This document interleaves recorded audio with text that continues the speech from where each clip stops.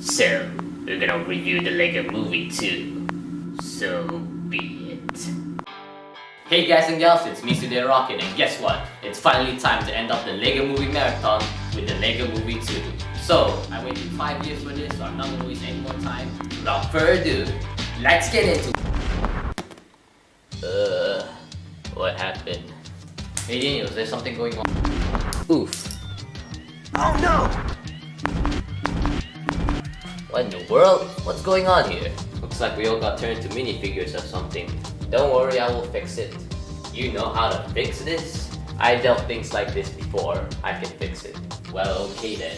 Well, I did say I don't want to waste any more time, so I guess we're stuck with this. So without further ado, let's get into it.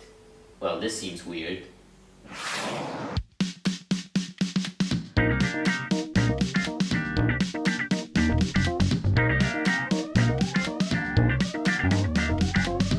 So to start off the spoiler review, I'm going to start off with a non-spoiler review, and then I'm going to go on to some spoilers. So to start off the non-spoiler review, I want to talk about the presentation, and of course the animation style. Like the last 3 films, the animation style is pretty good, although I find something a bit odd.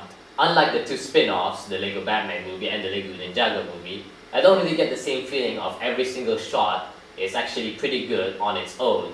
Don't get me wrong, some shots on its own is actually still pretty good, but still I don't get the same feeling like the Lego Batman movie and the Lego Ninjago movie, well, in the animation department anyways. But they make up for it by making the movie feel, well, kinda epic in a way.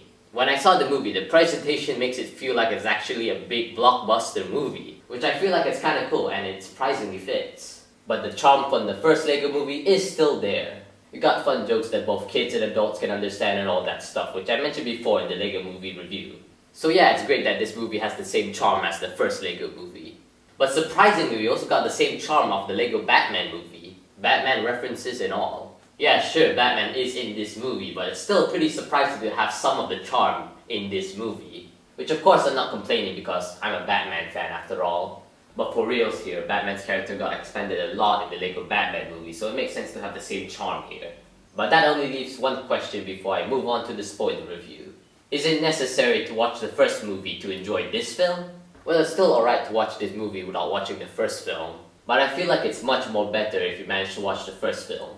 The subtitle for this movie is the second part after all. Either way, you're still gonna have fun watching the second part. And oh yeah, before we get into the spoiler review, in case some of you are wondering, Cobie Smulders is still Wonder Woman in the sequel. I don't know why Firefox says it's Gal Gadot. I have nothing against Gal Gadot. The Wonder Woman movie in 2017 was actually pretty good, but no line from that movie will ever compare to the line in the Lego movie. To the invisible jet!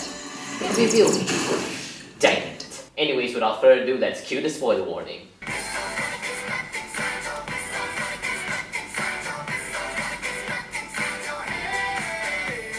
Yeah, I changed the music on purpose. Because first off, I want to talk about the songs featured in this movie. And it's not just songs that are just featured in the background, no. There's some songs in the movie that have been sung by the characters on screen. And songs that are sung in the movie are actually pretty fun to listen to. They fit right into the usual Lego movie antics. Now it's time to talk about the story, and while we're at it, we're also going to be talking about some of the new characters in this movie, and other aspects of the movie. Of course, I will also be taking notes from my Let's Predict It video as well that I did a few days back. So without further ado, let's get into the story. Right off the bat, I got one prediction correct. The movie starts off similarly to the first film, which is great. I really like when a series of movies have the same exact opening, especially when they're directly connected. Now we go to the Duplo invasion where Vitruvius gets kicked out of the movie immediately. Which makes sense since he's dead already and there's nothing much else you can do with him. But that excuse cannot be used on present business. He only appears at the beginning and the ending of the film, and he only got a few lines. And Finn's dad only got one line, and he didn't even physically appear. I thought he was gonna have a major role in resolving the conflict in the film. So yeah, it's kinda disappointing. Anyways, thanks to the Duplo invaders coming time and time again to Bricksburg, the entire world of Bricksburg became Apocalypseburg. The rest of the main characters still have their regular traits, now with just a bit more of an apocalypse flair to it. And I really like the changes made to the characters. I really like Benny's new robotic arm, and I really like that Utikitty is now known as Ultra Catty, and I like it that she's also in her angry mode all the time now.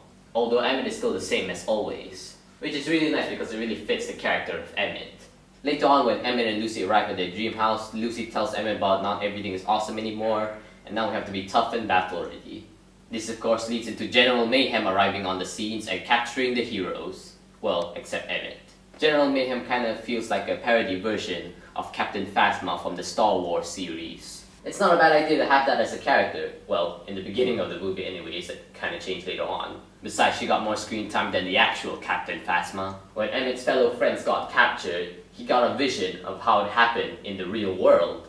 We see these visions several times in the movie and they're pretty cool. I love it when movies take a certain scene and change it to a different perspective. Anyways, when Emmett goes to rescue his friends, he meets Rex, Danger Vest, Galaxy Defending Archaeologist, Cowboy, and Raptor Trainer. Yep, this is literally Chris Pratt, which is a hilarious idea to have for a character in this movie and really fits well in what Emmett is going through right now. Emmett teams up with Rex, and while at the same time, Rex teaches Emmett on how to be tough, which results into some pretty fun interactions between the two, since both of them are voiced by Chris Pratt and all. Meanwhile, Lucy and the rest of the gang end up in the Sistar system and met Queen, whatever I want not be. Her personality is alright, but what I really like about her is the character design. She can turn into any form she wants, and the way she turns from one form into another is actually pretty smooth. So right now, some of my predictions for my Let's Predict It video are somewhat correct, but in the conclusion of the movie, I was way off. Later on, Lucy and the gang realize that the citizens of the Sistar system aren't actually evil, and they're just misunderstood and they just want to make peace. But who's the bad guy then? Well, it was actually Rex Dangerous, and not only that, we also found out that he's actually Emmett from the future. Before we move on, I just want to say how clever this plot twist was. It made people think that Queen Whatever I Wanna Be is the bad guy just because Queen Whatever I Wanna Be tries to convince the heroes that she isn't a bad guy. But in reality, she really isn't the bad guy. So basically, they fooled us by trying to fool us. And for Rex, they gave a clever excuse on why Chris Pratt is also playing this character. Which of course, the excuse is that he's a parody of Chris Pratt himself, which also fits on what they want from a future Emmett. So yeah, how they handled the plot twist is actually pretty genius. But how did Emmett become Rex in the first place, and why is he here? So apparently, Emmett's supposed to fail his mission to save his friends, causing him to end up in the dryer system, which is just a dryer, under the dryer specifically.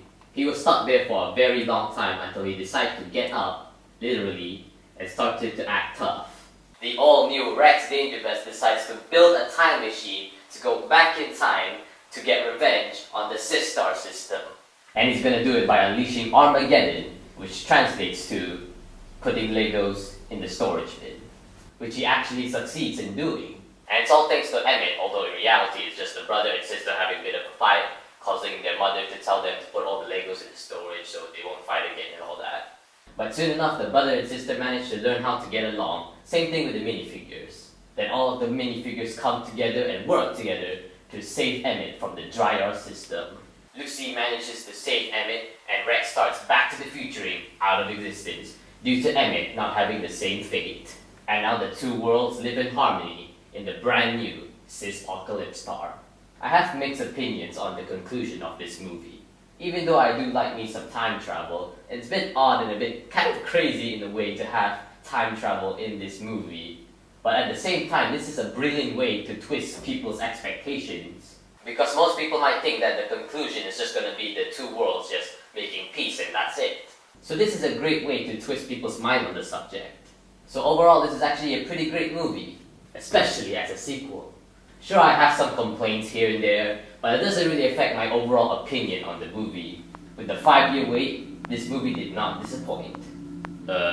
What's that sound? I'm back! I'm back! Ack? Huh? What's this?